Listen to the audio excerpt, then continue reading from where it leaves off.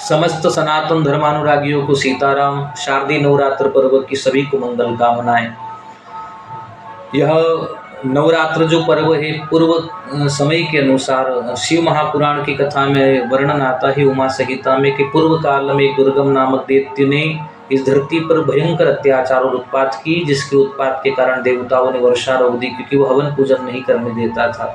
जब धरती पर जल समाप्त हुआ, पीने योग्य जल नहीं रहा, तब समस्त धरती के ऋषियों ने और मनुष्यों ने मिलकर उस परम शक्ति ईश्वर से आराधना की कि हे ईश्वर, आप एक ही हो, लेकिन हर समय अलग अलग रूपों में भगवान आप अवतार लेते हो। एको ब्रह्म धरती नास्ति, इसलिए कोई ऐसा रूप लीजिए भगवान जिससे हमें जल की पूर्ति हो जाए, जल हमें प्राप्त हो जाए।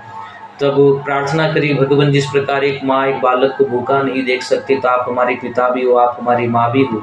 तब समय आने पर भगवान ने देवी रूप लिया, उसी ब्रह्म ने, उसी ईश्वर ने देवी बनकर 100 आँखों को प्रकट किया। 100 आँखों के कारण भगवान का नाम शताक्षी हुआ और देवी रूप में प्रकट होकर शताक्षी बनकर अनेक जल की धाराएं वर्षाई, जिससे धरती पर पुनः जल परिपूर्ण हुआ।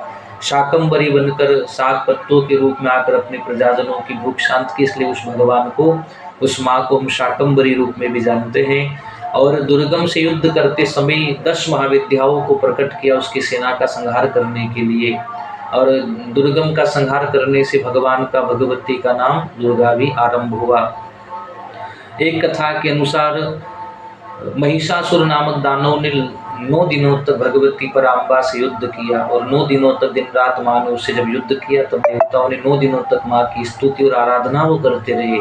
और उसी दिन से हमारे यहाँ ये शारदीय नवरात्र पर्व इत्यादि आरंभ होता है। और इन 9 दिनों में हम लोग भी भगवती की स्तुति, नमस्कार, प्रार्थना, पाठ, पूजा, आराधना जितना हमसे बन सके, माँ बड़ी दयालु है। ज़्यादा कुछ नहीं कर सके तो माँ के नाम का एक दीपक लगाकर इस उपासना के पर्व को हम उपासना में ही परिपूर्ण करें। उपासना से मन शुद्ध होता है और ईश्वर एक है, एको ब्रह्म धृति नास्ति, वो 2 नहीं है, लेकिन वही अम्बा, शिव, विष्णु, कभी राम कभी कृष्ण, तो वही आदि सूर्य और आदि गणेश के नाम से भी ईश्वर पूजा जाता है। इसलिए पंचदेवों की पूजा तो सनातन में अनिवार्य ही। आप सभी लोगों को विजयदशमी का जो पर्व आ रहा उसकी भी मंगल कामना है। उसी दिन भगवती ने महिषासुर के ऊपर विजय प्राप्त करी और भगवान राम ने रावण के ऊपर विजय प्राप्त करी। तो विजयदशमी के पर्व भी आप भगवान नारायण की और पराम्बा की आराधना साधना करें और उपासना की विधि से, साधना की विधि से इस पर्व को आप संपन्न करें। आप सभी को खूब खूब मंगल कामनाएं। वैसे हर कल्प